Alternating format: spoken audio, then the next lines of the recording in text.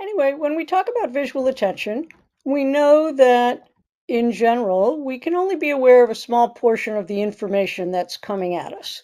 So at any moment in time, there's a lot of information coming to us. Anything in a lighted environment, all that information is coming toward us. But we only attend to a small portion of that information. So what determines what we attend to, and if someone is having difficulty attending to the things they should be attending to and not attending, or certainly lessening their attention to other things, how can we strengthen their visual processing for attention? So let's take a look at the visual system for a moment. And we know that vision involves two systems. We have what we call the focal system, which is how we identify things, could be called our eyesight. It's what most people think of when they think of vision.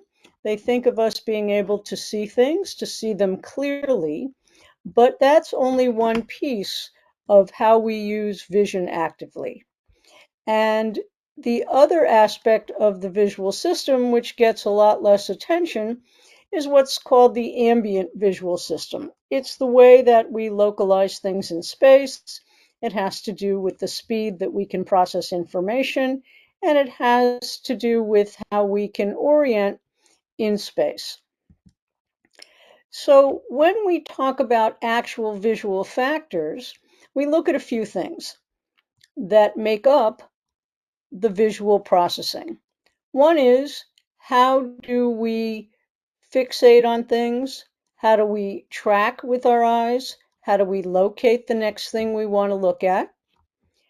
How flexible is our focus system, meaning how can we make things clear and how can we switch our focus from place to place?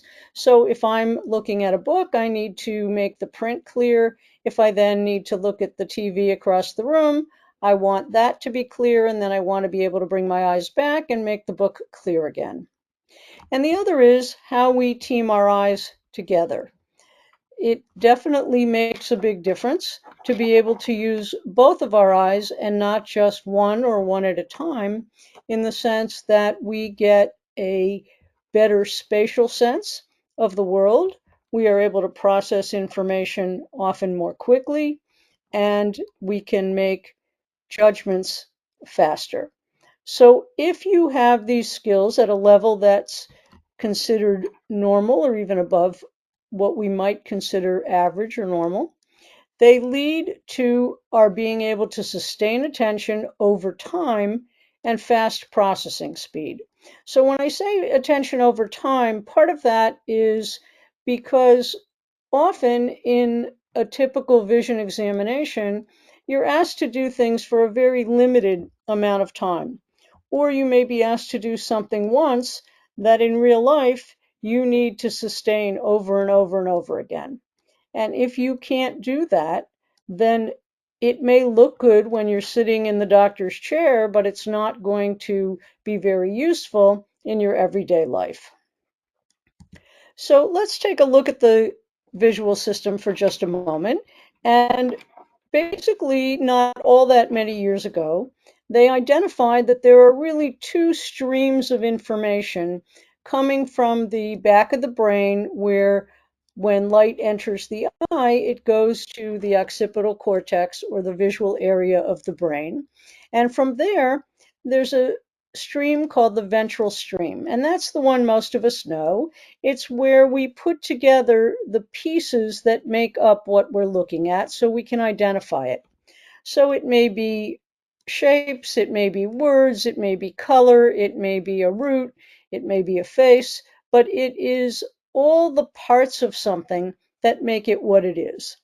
And then you have the dorsal stream, and that's a very important piece, because that information begins in the visual part of the brain, but it moves forward all the way to the very front of the brain.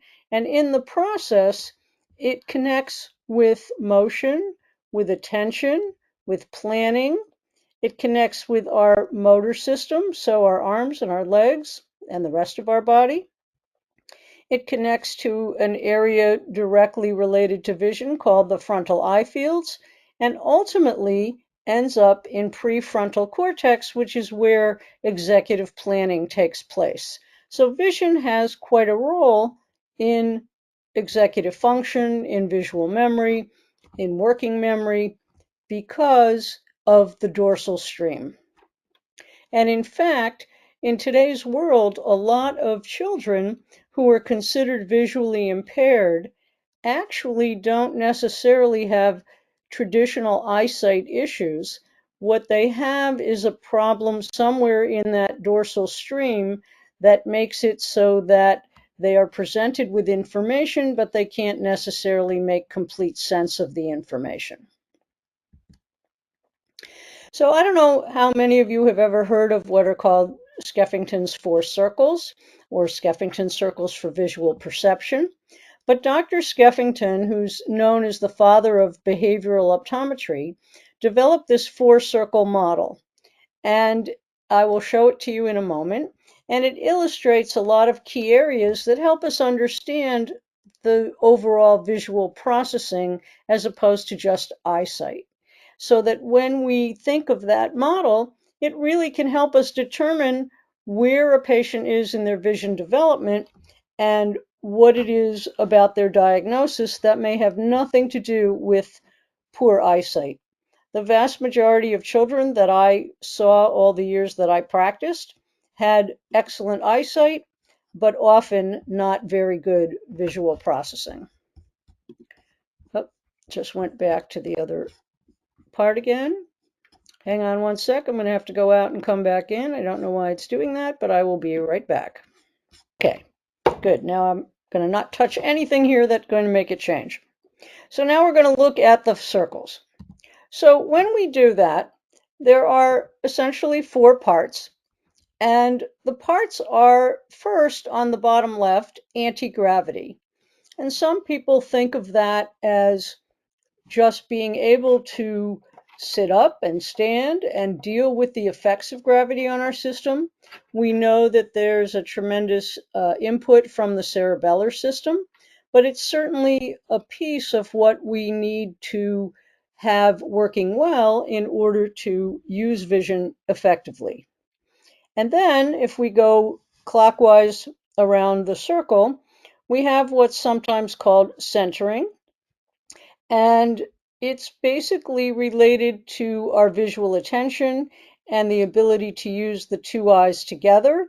Some people would put convergence, or the ability to bring the eyes together and close in, as part of that.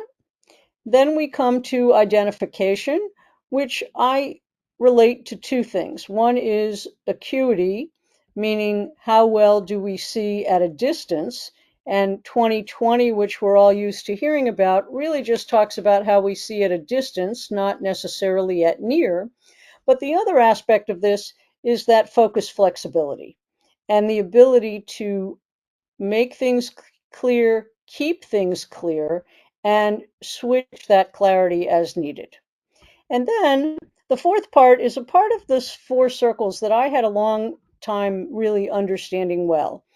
And it's talking about speech language. And what isn't on here is where those white arrows are in the middle, you could put the word vision. So what it's saying is that all these pieces, the anti-gravity, the centering, the identification, and the speech language, come together, and the output from that is the visual process. And the speech language aspect is that we have to be able to use language to describe what we are seeing and identifying. So when we talk about attention, there are many different kinds of attention, and this is not a lecture about that. But why is it that we need to selectively attend?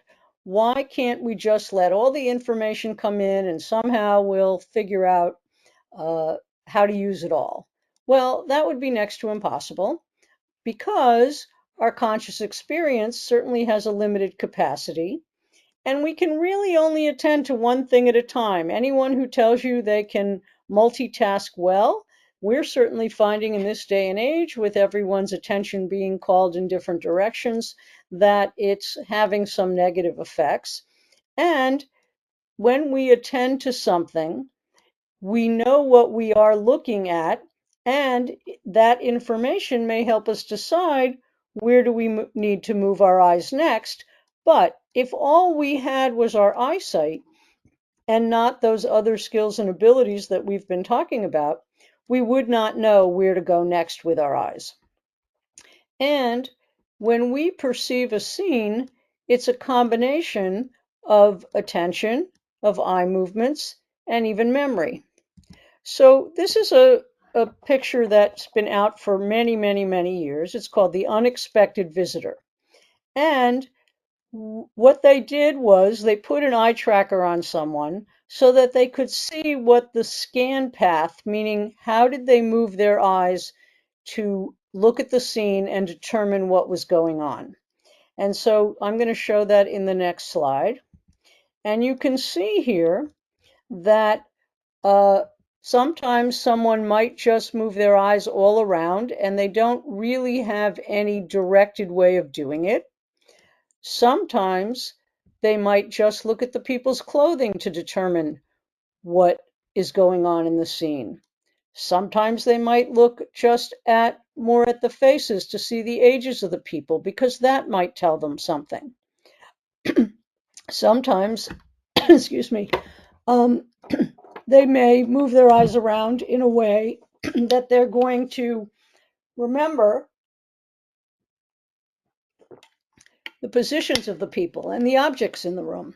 And it's a really interesting experiment to do with pictures. And even when someone is in a room, what you do is you have someone come into a room, you give them anywhere from a few seconds to a few minutes to observe the room. And then you ask everyone to close their eyes or turn around or walk out of the room, and you ask them what they remember. And it's very interesting to note what people do remember and what they don't remember, which is one of the reasons why when we ask people at an accident scene or an event what went on, we know that people are not always the best reporters. Now, sometimes that's because of the angle that one person is standing versus another, but a lot of it is because people take in different pieces of information. Something may mean more to one person because they saw a t-shirt they liked on someone, or they noticed someone that was familiar to them. It may be that they're more interested in the people across the room than the people near them. It may be that there are books on the shelves across the room and they want to know what kind of material the person has in their library. But nonetheless, we don't all do it the same way. And all of you know, where's Waldo? And again, we use attention to determine where to move our eyes. When we move our eyes in a not smooth way, it's called a saccadic eye movement.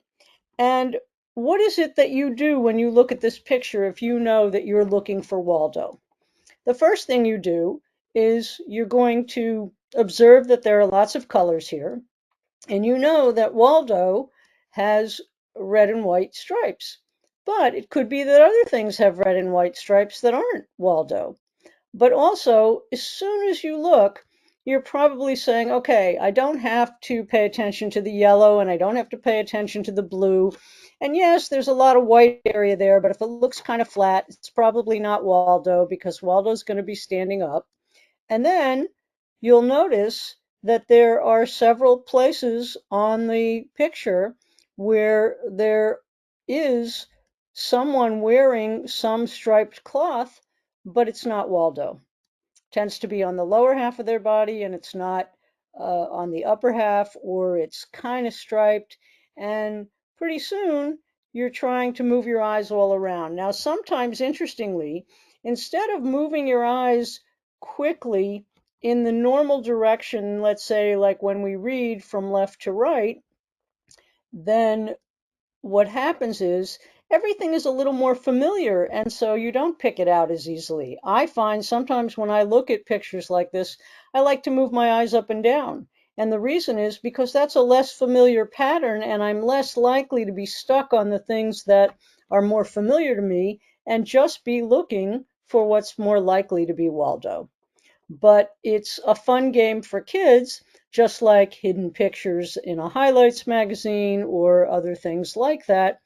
But think about a child who has difficulty with this and they have to find their parent in a crowded room. Or to the extreme, there's a condition called prosopagnosia, which is not recognizing faces. And literally, a child can walk right past a parent and not recognize them unless the parent speaks.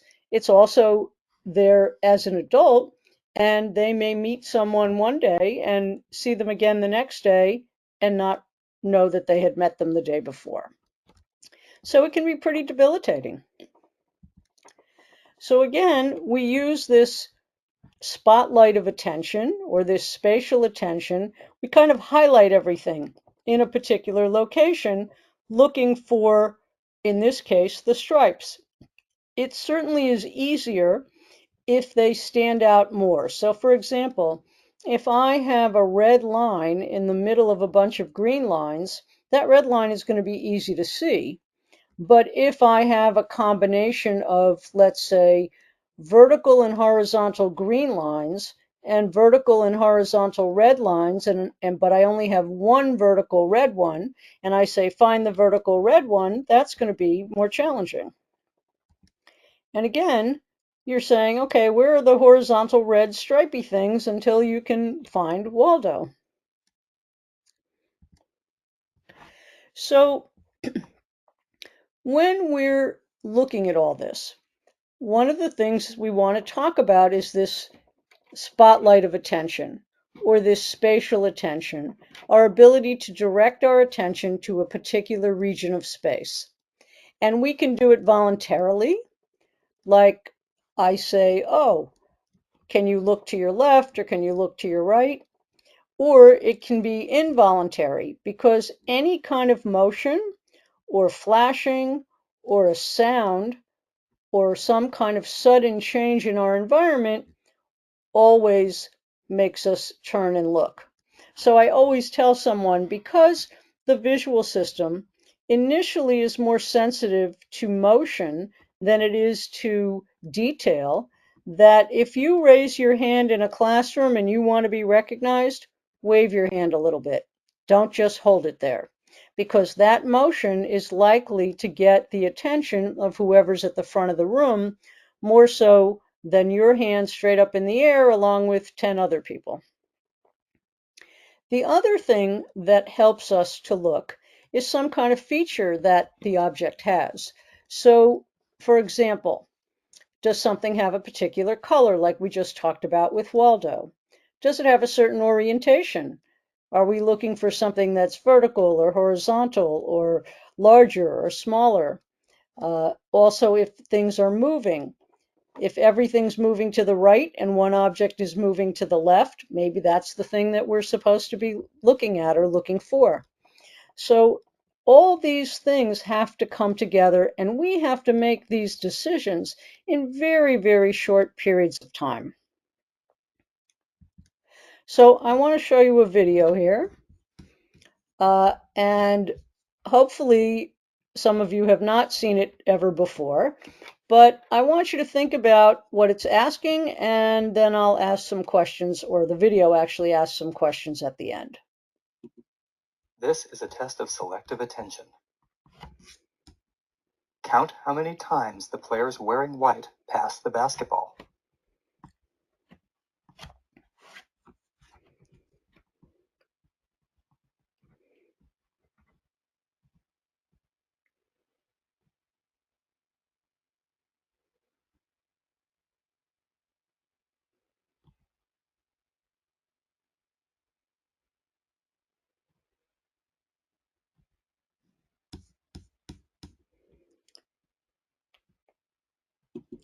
Okay, so one, how many passes did you count? And I'm not going to ask everyone to type that into the chat, but think about what you did notice. So that's one. How many passes did you count? The correct answer is 15 passes. Now, how many of you noticed the gorilla? I'm going to show it again here.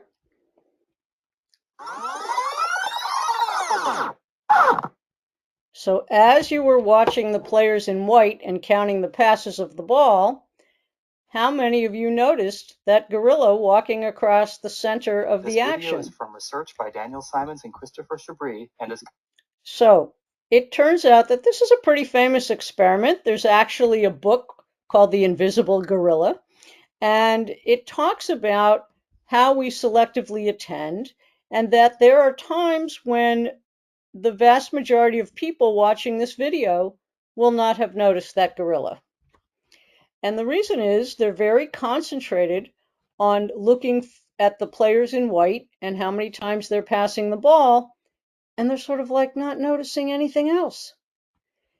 Think about that in terms of your safety in an environment when you need to be watching what's going on, but also be aware of anything else that may be happening. And so this was quite a number of years ago, but is still shown a lot today. And we talk about the fact that we do selectively attend, but we can't tunnel down or be so selective that we don't notice things that especially may be related to our safety. This is a test. Okay, so I wanted to take a little time to talk about some techniques that can be used in various ways, and I'm sure you can think of more ways than I will probably even talk about here tonight, to be able to work on not only attention from the visual side, but how we put together information from all our senses and use it in a way that they agree with each other so that there's not this sort of fight between them, and we can utilize our resources to really get information from the environment. So obviously this is a chart of arrows. We could start out with just these arrows in black, and I might say to you, can you take your hands, put your hands together, and just move them in the direction of the arrow? So I might grasp my two hands together. On the first one, I move them to the left, and then I move them to the right, and then I move them a little bit down, and the one on the end, I move them upward. And when I do that, I might say left, right, down, right, up. Now remember, think about the fact that they're just in black and white. Then I may add a metronome, because now I want you to do it to a beat. So if there's a beat going on, you want to know that you can say it in that amount of time, because the ability to do that, something we call automaticity, is important in terms of how quickly we can process information. Because if things are coming at us, and even if we attend to the correct amount of information and the correct area of information, if we can't do it quickly and efficiently enough, it's going to be long gone. I like to say that when I first learned to play tennis, I could see the ball coming at me, and by the time I had to think about moving my feet and moving my arms and getting the racket back, that ball was way past me. So being able to process it all quickly enough to make the appropriate action is really important. So another step here might be that you now use these arrows colored as they are, and you could do a number of things. Just say the color. Some of you may be familiar with the Stroop test, where there are words that are in color, and in some cases you say the color, and in some cases you say the actual word. So here you might have someone call off the colors. You might have them skip a certain color. You may have them say the color, but every time there's a down arrow, they say the word down. Or maybe every time there's a down arrow, they clap, or they stomp their feet, or they take a step forward or a step backward. You can load this, meaning add pieces to it that make it considerably more challenging over time as someone is ready to handle that. I can add a metronome as I do all those things. And to do that and remember what you're supposed to be doing and doing it not just in a reasonable time, but on time, is another way of working on that processing speed, which is a part of the ability to not only attend, but to use the information in a useful way. And you can also start with a chart like this that's 5 by 4. You could start with something smaller, a 3 by 3, if that's all something that someone could handle. I've sometimes decided, okay, they seem to do better if I go down but not across, so I may start with a 3 by 4 or a 3 by 5, and then I start adding more to the right to enhance it, so I'm up to a 5 by 5, could be a 10 by 10. I can make it any size, shape that I want. I can make these arrows different colors. I could just make them in black and white with different patterns. And I could have people have to say a color. They could have to say a word, like the direction that it's pointing. They could have to do some kind of movement, like a clapping or a stomping when they get to a certain arrow. And it gets pretty fun, but it also gets pretty challenging. So some of you are familiar with the fact that we often use letter charts. In this case, this is a 10 by 10 letter chart. I can start smaller if needed. But aside from having someone perhaps initially just read off each letter, then I could add a metronome and they could read each letter to a beat. I could have them read every other letter. I could have them do something where they only read certain columns. So for example, where the O is, if we were to call that column 1, and we were to call the very right end column, column 10, I might say to them, I want you to read all the letters in column 1 and column 10 back and forth. So it would look like O, E, Y, X, E, P, B, C, R, O, M, F, C, A, F, G, T, B, H, L. Now, if someone is having difficulty with visual tracking, they're going to have trouble with that. They may lose their place, especially because there's all those distractors in the middle. Maybe in the beginning, I cut out those columns by themselves and just put them maybe a foot or two apart on a wall in front of the person or on a sheet of paper that they can hold and have them do it that way with no distractors. Then I may say, okay, what if you read column 1 and column 10, and then without stopping, you go right to column 2 and column 9, or column 3 and column 8. And when you're done with that, you work toward the middle, and then you work your way back out. And then I'll add a metronome. Then I may add where they have to do some other kind of movement as they're doing it. Maybe they have to walk back and forth as they do it, along with the metronome. Maybe I say to them, I want you to walk in a pattern that's not the same pattern as the metronome. So you're saying it to the metronome, you're hearing the metronome, but your feet have to move in a different way.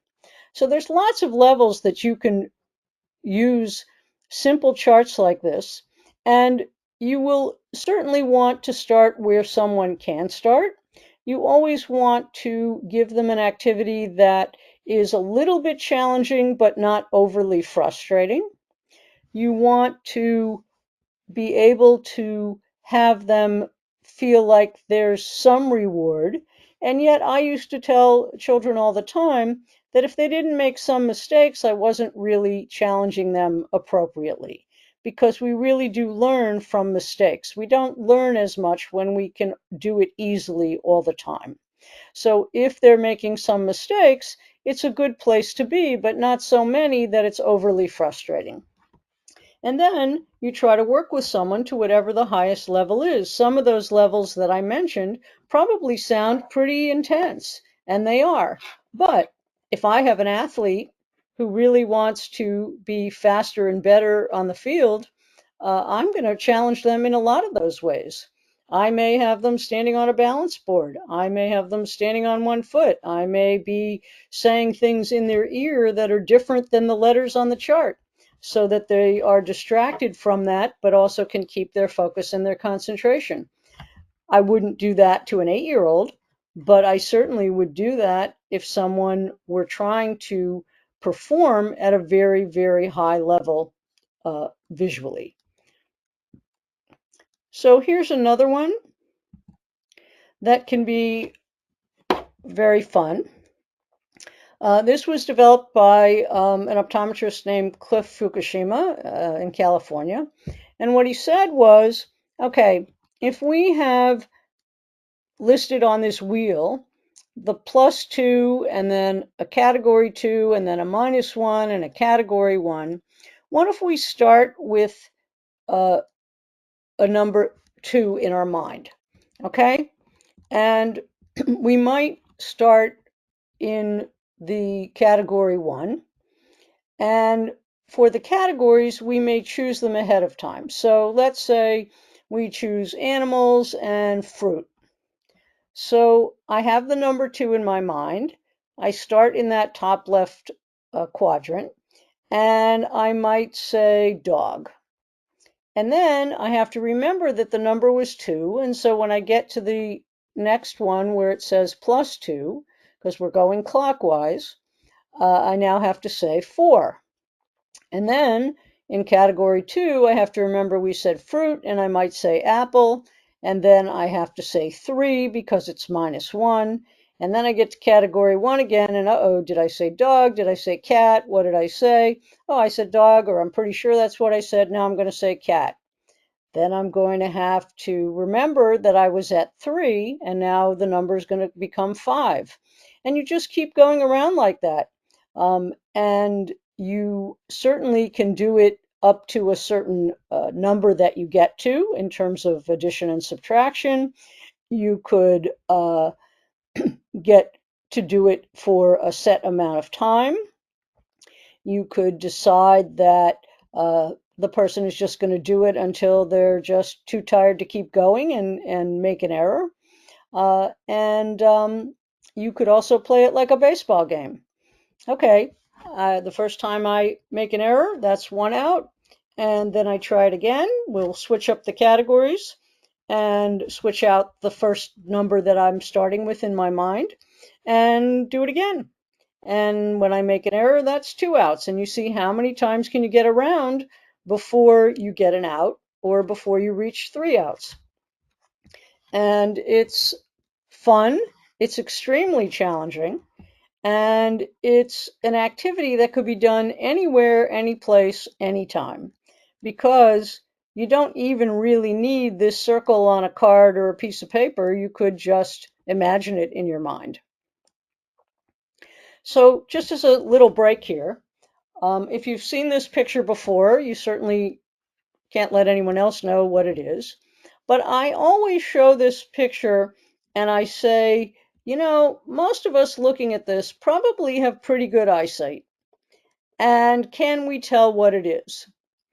And if we can't, if we look at it a little longer, does that help?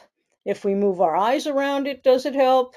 What is it that we can do in order to identify it?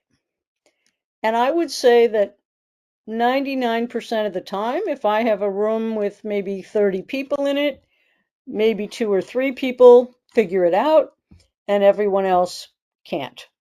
And so then I say, okay, I'm going to help you out and I'm going to spell it for you. And the way I spell it is in semaphore. If you know what semaphore is, that's the flags that the Navy uses to spell out things like when they're at sea. And so, of course, that's not very helpful to most of us, or I could do it in something like Morse code, which most of us don't know. So it depends how you're going to use language that can be understood by everyone around you. And then I say, okay, I'm really going to help you out here.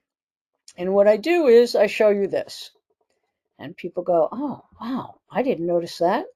And now I go back, and what most people say is they can now see it. There's always a few people that need a few more tries at looking at this, or sometimes I have to take my finger and kind of trace around it.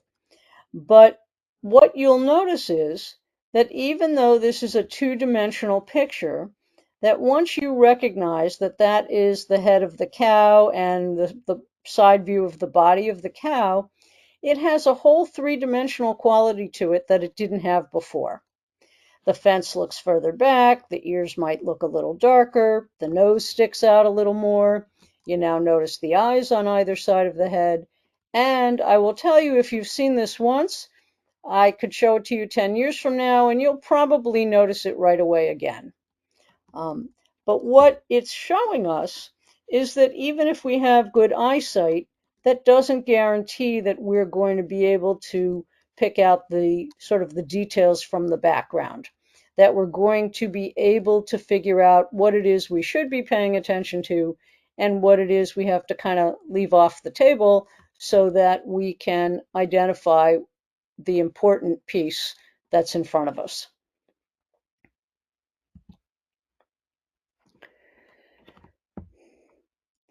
Okay, so I wanted to show you another technique here, and it's what we call a pointer and a straw.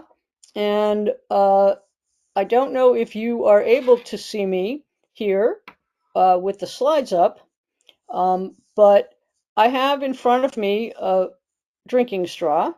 I actually have one that's quite a large one from one of those really big tumblers, so that the opening is quite a bit larger than a typical drinking straw. And what you want to do is you might patch one eye at a time so that you're working with each eye alone. And you have a child or an adult hold the pointer a little bit behind their ear so they can't see it. And then you may take that straw and you're standing across from them and you hold it right in front of them within arm's reach. And you ask them to very quickly, or at least steadily, move that pointer until it goes a little bit into the end of the straw. And what you're going to find out is that as someone gets near the straw, they'll often hesitate because they realize they're off a little bit, or they're not sure if they're going to get it into the opening. And what I say to them is I want it to be a set movement. I want it to be what we might call a ballistic movement, meaning I want it to be the same speed from the time it leaves your ear to the time it goes into the end of the straw. And so you ask them to make that judgment. And then what I do, because it's very easy if you keep it in the same place for someone to get sort of a muscle memory of being able to know where they are in space, every time they then take their pointer back, I put the straw down. I just put my arm down that's holding the straw, and I bring it up again, and I bring it in a slightly different place, maybe a little higher, maybe a little lower, maybe a little bit off to the left or to the right, still where they can reach it and be able to see the opening, but in a way that they can reach it. So I start off with the opening toward them, and then I may hold the straw upright in a vertical position, and now they hold the straw kind of above their eyes, maybe just at the top of their head, again, where they can't see the tip while they're trying to decide how they're going to make this maneuver. And they look toward that opening, and now they bring that pointer straight down so that it lands into the straw. They don't have to let it fall through the straw. I usually just have them maybe get an inch into the straw, and once they've gotten it, I say, okay, take it out and we'll do it again. And then I will again put my arm down and bring the straw up in a slightly different place. And then I will hold it horizontally. When I hold it horizontally, I may say, okay, with your right hand, I want you to take that pointer and I want you to put it so that it's off to the side where you really can't see it directly very well, even though you may kind of notice that it's out there. And I want you to figure out where you're going to put your arm so that when you come straight across, the pointer is going to land inside the straw. And I may do the right hand with the right end of the straw, and then I may do the left hand with the left end of the straw. And then sometimes I give them 2 pointers, and I have them look toward the middle of the straw and have them try to get there with both hands together. Now remember, when you're doing one eye at a time, you don't have the same level of depth judgment that you have if both your eyes are working together, but you certainly can make a certain level of judgment with each eye, and it's good to work on that, and then you can repeat it with both eyes together. The other is that if someone is working alone and they don't have someone to hold the straw, I'll often have them just tape it to the edge of a doorway, and they can move it into some different positions, or they can move themselves so they're in a little bit different position each time, so that they don't just do it by kind of a muscle memory. If someone is having difficulty, I'll start with something as large as a paper towel tube, just so they can get the idea of where it might be in space and how they can reach it. And then slowly I will make that more narrow and more narrow. I often try to find straws that are clear so that they can see right away that they're getting into it, and have a better sense of the space because you can kind of see through it. But if I don't have that, then I will use one that's maybe a solid color. But the other is that you can start with whatever works to get someone to have a sense that they are knowing where they're reaching toward and that they can use their vision to direct their action. So their visual system is directing their hand so that they end up at the end of that straw, and that they can do it consistently even when you move it around, so it's not just muscle memory. And you can start again with something larger, then maybe go to a large straw. The one I happen to have sitting next to me here is from a very large tumbler, and so it's got a fairly large opening, and then I just use a typical drinking straw that certainly is pretty small of an area to get into. The reason I'm showing you some of these things is, one, they're kind of fun. They're easy to explain. They're not always so easy to do, but they are very effective. So they are an opportunity for you not only to maybe do these kinds of things when you're with someone, but they can often do them on their own or with another person at home, so that there's opportunity to practice these things. And I think today what I'm noticing is, because everyone is on their phones, or everyone is on some kind of device, or everyone is in a car watching a movie, that kids are not really playing a lot of the games that really helped us in terms of quickness, in terms of visualizing things, in terms of appreciating the order of things. So, for example, in a car, you might have played a game where you start with the letter A and someone says an animal or a fruit. Or what happens is the first person says it with an A, and you may have a category. And then the second person has to say the A word and a B word. And then the third person has to do A, B, and C. And so the thing is not that they won't know what the next letter of the alphabet is, but they have to remember all the things that came before. And so they have to make a picture in their mind to make it easier. Or in some cases, somebody may be able to do it just auditorily. But the point is that things like that help with being able to know those things more intuitively, more automatically, and really have good use in everyday life, also in terms of just vocabulary. Because after a while, you're going to start running out of fruits, or you're going to get to Z and go, I don't know if I know a fruit with a Z. And it really can be quite fun. And you can do it in a small group, you can do it in a larger group. And I think we need to do more of those kinds of things. I think that the games that we played often in past years, which I don't see happening as much in my neighborhood, were things that really helped us gain skill in terms of reading, in terms of writing, in terms of math. I mean, think about it. When you have a game where you can take a giant step or a small step, or how many small steps is it going to take to get you to the same place as the giant steps did? You're learning fractions, you're learning math, and you're having a good time. If you played hopscotch, somebody had to draw the hopscotch board. So you began to understand how it all fit together. You understood how to fit the numbers in.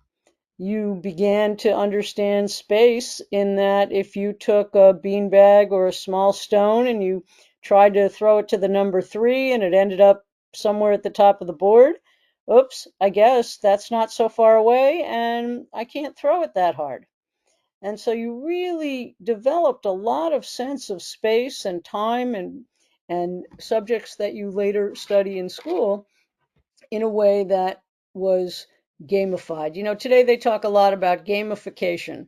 They want to take everything that we have to learn and make a game out of it so that you have more fun and often you'll remember it better. But all of it tends to take place on a two-dimensional surface. It takes place on your computer. That's not the same as real space. And any child under the age of 8 needs to learn it first in real space. Because the way we learn anything is by interacting with it in real space, then maybe having also a name for it, and then being able to look at a picture of whatever it is and being able to identify it from the picture. And then you spell out a word, like if it's dog, now you can have a card that says DOG, and the person is going to understand and even picture in their mind an actual dog. And if you watch someone, I've done this many times with people. If I say the word apple, and each of you has a picture of an apple, there are people who can't picture it in their mind, but most people can. So if you have a picture of an apple, mine might be red and yours might be green. I may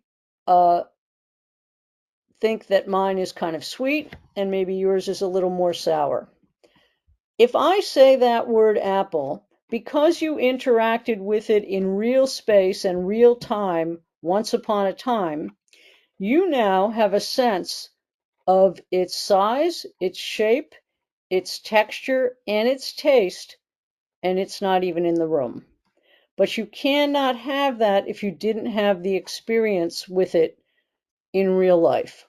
Because if I say the word, I don't know, kiwi, many of us today have more experience with that. But there was a time when fruits from other countries didn't really come here very much, or people couldn't afford them. And so if I said the word kiwi, there are a lot of people who would have said, I don't know what that is. I don't have a picture of it. I don't have a sense of its size, its shape, its texture, its taste, because I've never seen a kiwi. Maybe I've heard of it, but I don't even know really what it is. Is that a fruit? Is it a flower? Is it a plant? What is it? And so I can tell you that if you have experience with it, you will remember it. I don't know how many people are aware there's a fruit, don't quote me here, but I think it's called a durian or something like that. I was in Malaysia, and apparently it's a fruit that smells terrible, but I'd never even seen one. And they happened to have some at this conference where I was at. They had sort of a little display, and there were some of these fruits there. Some of them were just models of them. They weren't the actual fruit, but they looked like them. And so now, if I ever see one again, I'll know what it is. Thank goodness I didn't have to smell it because I heard they smell really, really bad. But they only come out, I guess, a short period of time each year. And in certain countries, they're very familiar with it. And kids there and adults there would be very familiar with it. But I bet if you asked 20 people here, very few would be familiar with it. So it has a lot to do with the opportunities that we have to have experience in real life with things in order to then carry that to a level where they don't even have to be in the room. So here's one more activity. And it's an integration of sensory movement and action, but it works on processing speed. It works on bringing together vision and language and physical action. And I'm going to show you a pattern here. If you look at this pattern, we may want to say these are B's and D's and P's and Q's. And I'm going to tell you that a B, because the circular portion of it is down and to the right, that's your right foot. And the D is your left foot. The P is your right hand. And the Q is your left hand. And so as I go through this, I may say, I want you to do a motion. I want you to just bring your foot up a little off the floor and tap the floor. Or I want you to bring your hand up just a little bit from the table you're sitting in front of and tap the table as that particular shape comes into view. And so I may say B, B, and I'm tapping my right foot, and then D, D, and I'm tapping my left foot, and then P, P, and Q, Q, and then D and Q. I could do it where I say the direction rather than the name of the letter. I could say right and left. I could say bottom right, bottom left, top right, top left. Once someone has gone through that and can do it in a pretty smooth fashion, then I'll add a metronome. So they have to do it to the beat, because I will tell you that a lot of children that I work with have a really hard time with that, not only spatial information, but time information, meaning intervals between things. And so they even have a hard time understanding that if you're going to clap to a beat, if your hands are near each other, you have to move them more slowly than if you start with your hands farther apart, because you have to land at the same place at the same time. And anything that we can do to help them get that internal sense of timing, which then relates to speech, it relates to vision, it relates to mobility, and be able to use vision to guide the action, but be able to do it with efficient and good processing speed. And then what we do after that is this first one can be done sitting down, or it could be done standing, because all you're using is your right foot and your left foot, or your right hand and your left hand. Then we move on to other levels, and I'm not showing you all the levels here, but I am going to show you another level here. And what this is you would do this seated, and the first one is the B, so that's your right foot. The second one would be both feet, and again, you might say B, or you could say right foot, both feet, and then the next one is the right hand and the right foot together. We used to call it PB because it looks like the P and the B together, because I had to give people some words to be able to say that could fit in the timing of the metronome. And then the next one would be the left hand and the left foot. So you might say QD or DQ if you like ice cream. And you would keep doing that. When you get to an open circle, that would be a stop. So you would stop for one beat. So if the metronome were on, you would allow one beat to happen where you didn't say anything. So it might look like right foot, both feet, PB, QD, PB, PD, I'm sorry, QD, and it gets pretty complex. And you can do it to a metronome that's more slow. If I'm working with an athlete, I may have them do it a little bit more quickly. I might have someone do it in a way that I don't want them memorizing the chart, so I could take these figures and move them around in any way I want to create several charts. You can see this one says C1 at the top, so I have a few of each one that I've made. And I do that so that there's opportunity to certainly not memorize them or get into kind of a rhythm like you would of a particular song, and have people go through this. And you'd be amazed at how much it can help overall processing speed, as well as helping someone become much more fluent in seeing a letter, seeing a B or a D or a P or a Q, and being able to say it more quickly when they see it.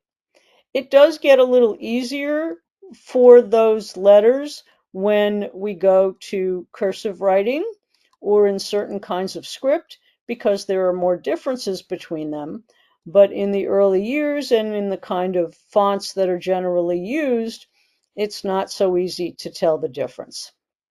So I'm just going to go back for a second and just remind you that you can take any kind of a chart here.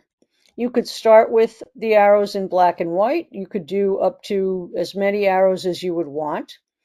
You can then make them in various colors, and you could have the person have to say the color. They could have to say the direction of the arrow. They could have to alternate the color and the direction of the arrow.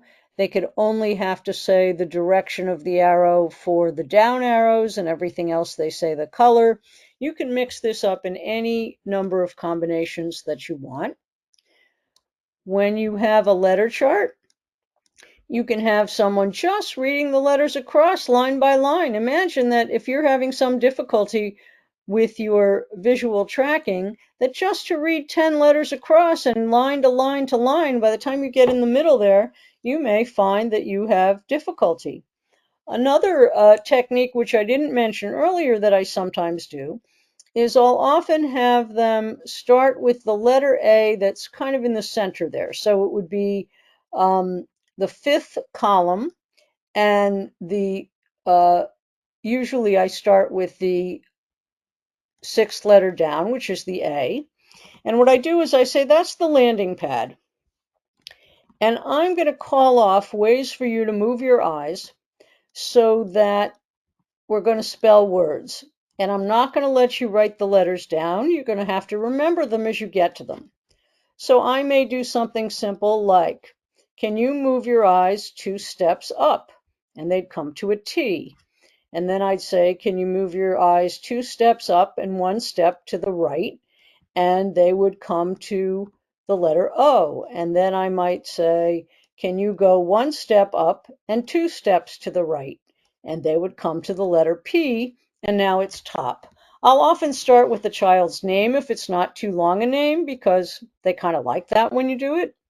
But we can have them moving their eyes in all sorts of ways all over this chart, having them have to be able to accurately move their eyes, to be able to find their way, to ignore the pieces that they don't need to be paying attention to stay with it, to remember the letters as they go, and to be able to tell us what those words are at the end. The other is we switch places. I let kids decide that there are words they're going to tell me how to spell. And hopefully they are words that they've learned in school and they have a reasonable vocabulary to do it. So they can't be maybe a 5-year-old, but once they get to be even 6 or 7, it's kind of a fun game. But they have to remember the word they're telling me. They have to make sure that I'm doing the right thing. I will, of course, on purpose, make some errors, and they have to notice that. and they have to tell me if I've made an error and give me a chance maybe to do it again. And, they might say, go to the right, and I'll go to the left. And I want them to notice what I did that was not correct. And it really gets to be fun. And they love the idea that now they get to do it to me and I'm just not working with them. And so again, you could put anything in here in terms of numbers. You could, for someone who's good at math, you could make that +2 and that -1 larger numbers. You can pick any category and the person has to stay with that category. They also have to remember the words that they've already said. If you're having difficulty remembering what they've said, perhaps you would write it down as they do it, but nonetheless, you certainly, if they can go around for a long time, you may have to do that so that they're not repeating any of the words. And the pointer in the straw. And then this slap and tap, which I really like a lot and have used even with a lot of adults. And it's not as easy as you think. And I had a patient one time who was a pretty serious musician and pretty well known, and but was pretty disorganized in his everyday life.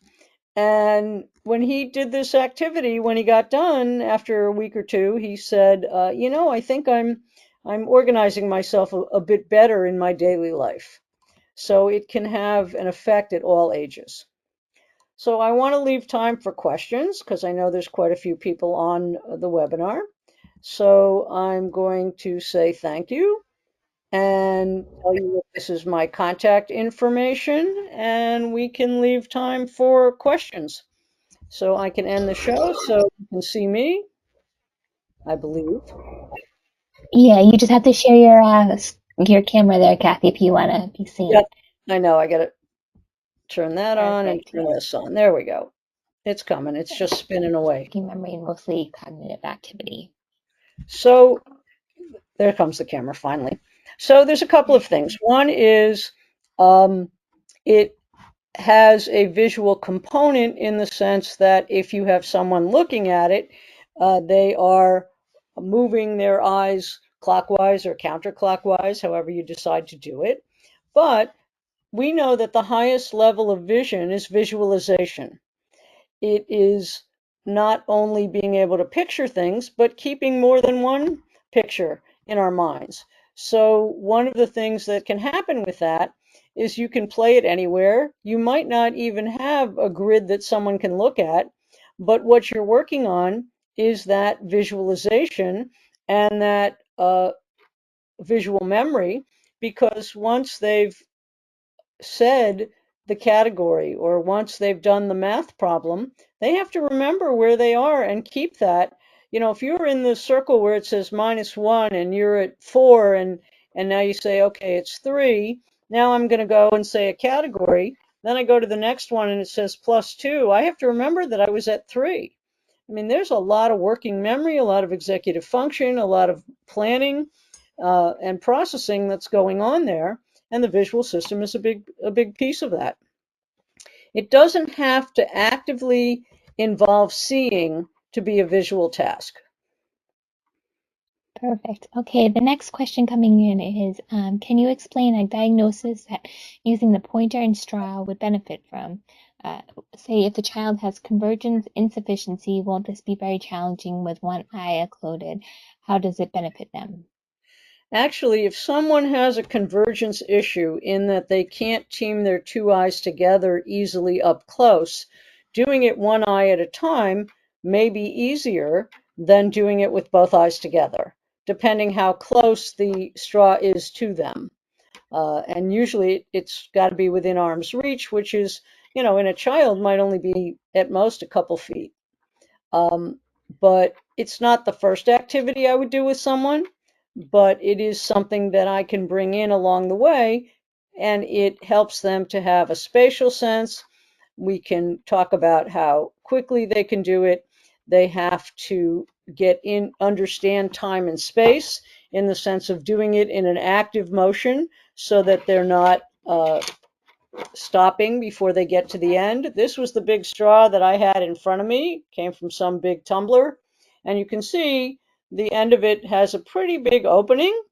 And so if they're going to do that, I want them to do it in a nice smooth motion.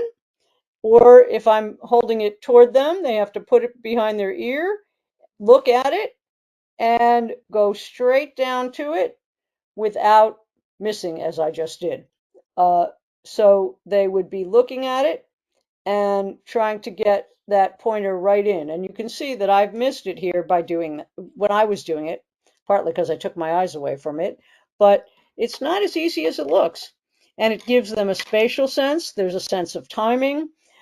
There is the fact that you're doing it in different directions of gaze.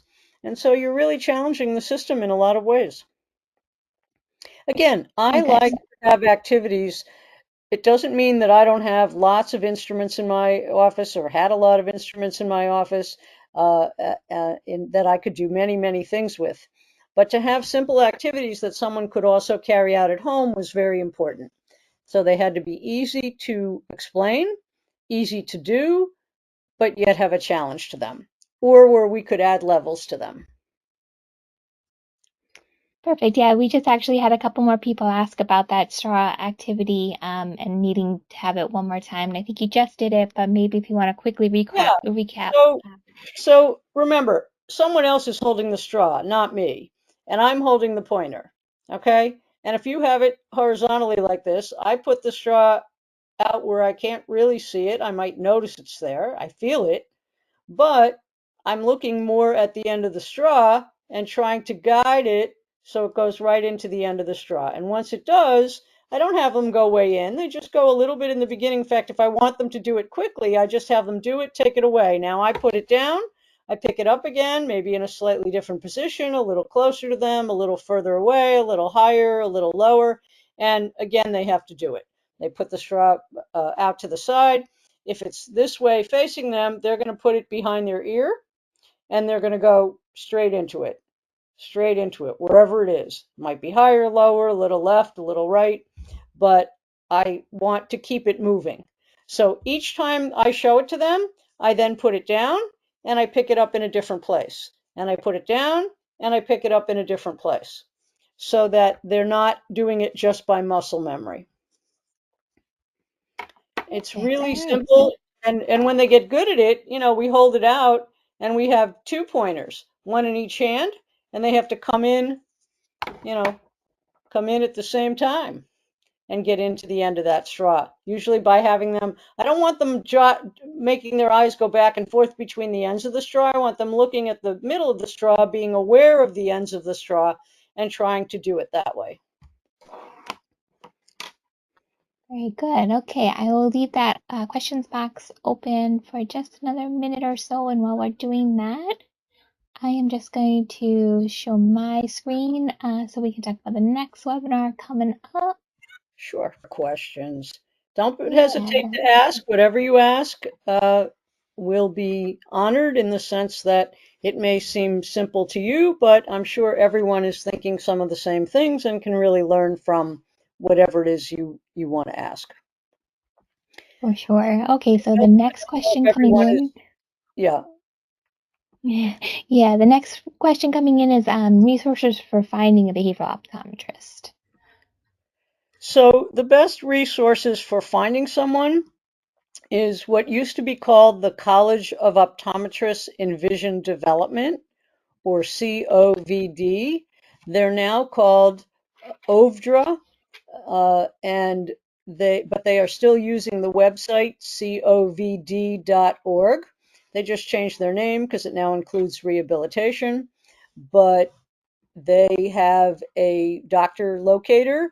You go in, you can put your zip code, you can say how many miles away from that zip code, and it will give you the names of people who are potentially available. Sometimes it may be someone who's doing more teaching than having a practice, but the best thing would be to call, because some offices work better with children, some like to see adults, some do better with stroke and brain injury patients, some see everyone. So you can certainly locate someone that way. The other is if it's someone specifically with stroke or brain injury, there's the Neuro Optometric Rehabilitation Association, or NORA, NORA, and it's NORA Vision. I think, let me just check it. I think it's noravision.org. I would tell you that I memorize all these, except that I have them already bookmarked, so I don't have to remember them. It's noravisionrehab.com, NORA Vision Rehab, REHAB.com. And that's another way to find practitioners. But NORA is a multidisciplinary organization, so you will find OTs and PTs and optometrists and others who are members, but you would be looking for specifically for an optometrist, and they would either have the letters OD after their name, or it will say optometrist. But the COVD website is just an optometric organization, so you will find someone there. And if not, ask around, because sometimes there are families who have worked with someone. Today also, even though we prefer to do it in person, I have certainly done, and actually even before COVID, I was doing some telemedicine in the sense of doing it online for families that lived very far away or for whatever reasons couldn't get into the office. And we got a lot better at it during COVID, so there's opportunity for some of that as well. We even have some patients who may come in periodically. It could be once a month, could be twice a month, but other times in between, we can have sessions online with them, and that can work pretty well as well. Perfect. Okay, the next question coming in, how do you know what speed to start with when using a metronome? What is the optimal end goal speed, or is it variable by So they age? say that the sort of speed within our body is about 54 beats per minute. I generally start at 60 beats per minute. I will go less if I need to, but I try not to very much, because I think I'm sort of putting them in a situation that isn't real life as much. I'd rather that they practice at that level or not bring it in until they're ready to handle it at that. And then I go into increments of that. So I may have something that's at 120 beats a minute, but maybe you do it every other beat, or maybe you do it every beat, depending what we're working on. But most of the time I find myself starting at 60 beats per minute. Perfect. The next question is, what is the difference, or is there a difference between a behavioral optometrist and a developmental optometrist? No, generally not. These names have come from over the years as our knowledge has changed, as different professions have started to use different names. Um, it used to be developmental or functional, but developmental seemed to mean kids, and a lot of us work also with a lot of adults. So the term behavioral, I think, really came along probably when the pediatricians went to behavioral pediatrics, quite a number of years ago now, and seem to really fit in more with the fact that it's about how we use vision actively in everything that we do. And now you will also hear the term neurooptometry, especially when we're talking more about brain injury and stroke and patients like that. But many of us also work with special needs, and they kind of go across many of those categories. But developmental and behavioral is pretty interchangeable, except that developmental tends to lean a little more toward thinking about just children, where behavioral is a little more broad. Okay, very good. Do you have any suggestions of activities for small kids like preschool age? Yeah, I have a whole series of activities that I've done with young children. I tend to try to get them moving and appreciating space. I may do a lot of things with bean bags where they have to throw them at different things. We do a lot when we want to know if someone's using their two eyes together. We can often use eyeglasses that have red and green lens, one red lens, one green lens, and then there are targets that have a combination of colors. So if they're not using both eyes, they won't see half the picture. We do a lot of gross motor activities, but gross motor activities that involve using vision at the same time. So it could be pointing at things, it could be touching things, it could be matching pictures, it could be looking at something close. If I want them to do a close and far activity, I may have a card on the floor right in front of them, and then they have to get up and find the matching one across the room. We have them doing various kinds of patterns with parquetry blocks. It depends on the age of the child and what they can do. In some cases, if they're very, very young, like infants, we may have parents just moving them in certain ways where they're having to look with each eye or look with both eyes together and do some focus flexibility kinds of things. And we do a lot of body work. So it just depends on the age. But I think with young children, I sometimes try to find games that appear to have a more visual component where I can play it the way it's meant, but I can also change it around. We have puzzles and things that we may have them do. Some have red and green, so you have to be able to see with both eyes to match them. Some are just about how they can find a piece and not have to keep turning it in all different directions to figure out how it fits into a space. And we have various, levels like that we can do. A lot too, and many of you probably do some of this too, is a lot of it sometimes is helped by working on primitive reflexes, which is a whole lecture unto itself, but that's an area that we often find that we bring in a way that is helpful. And we do a lot with, like I have a ball on a string that hangs from the ceiling, and we can do a lot of things where we move it around and they have to follow it, they have to circle it, they have to put things where it is. They might have to just hit it with their hands, they might have to hit it to a target. I mean, lots of things that small children really like and can do pretty easily. Very good. Okay, what should we say to parents who have been told behavioral optometry doesn't work? I know this is not true. There are a lot of therapies out there, and I don't know who tells them that. The first thing I want to know when someone says that is what's been their experience with a developmental or behavioral optometrist, because usually they don't know anything about it. Their model is just different. Their model is often one that is more medical. If a child can see across the room and or an adult, and they're able to be examined in a way that we know they don't have any eye disease, and perhaps in an older person, we might also look at how they see up close, because we know after generally about the age of 40, we start to have more difficulty focusing at close. But we like to say that that's where I start and that's where they end.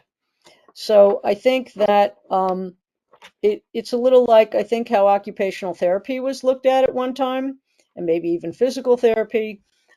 We understand that there's much more to it than just the basics. It's a little like, I sometimes say to a parent, if your child knows the alphabet, it doesn't mean they can read. It takes an active process to make these things happen, and all the senses have to work together, and it's just a different model. It's not a medical model, it's a performance model. Very good. All right, next question. When do you recommend a child to work with a TVI? So you're asking about a teacher of the visually impaired. The mandate that they have is to work with a child who has some kind of sight deficiency. So it turns out that because today many children who could be classified as visually impaired don't necessarily have the typical kinds of eyesight problems you might have from an eye disease or cataracts or something like that, they can work with children who have processing issues, but usually it has to be more of a cerebral visual impairment than just saying a very basic visual processing or visual perceptual issue. I know that often they are asked in schools to work with children who have strabismus or an eye turn, or someone who has poor sight in one eye called amblyopia. But I often get calls from the TVIs when that happens saying, this is not in our wheelhouse, and how should we direct that differently, because the school certainly doesn't understand that, but the therapists do. I do think that if any child has been labeled as having an actual eyesight deficiency or cerebral visual impairment, they absolutely should be connected to a TVI from day one.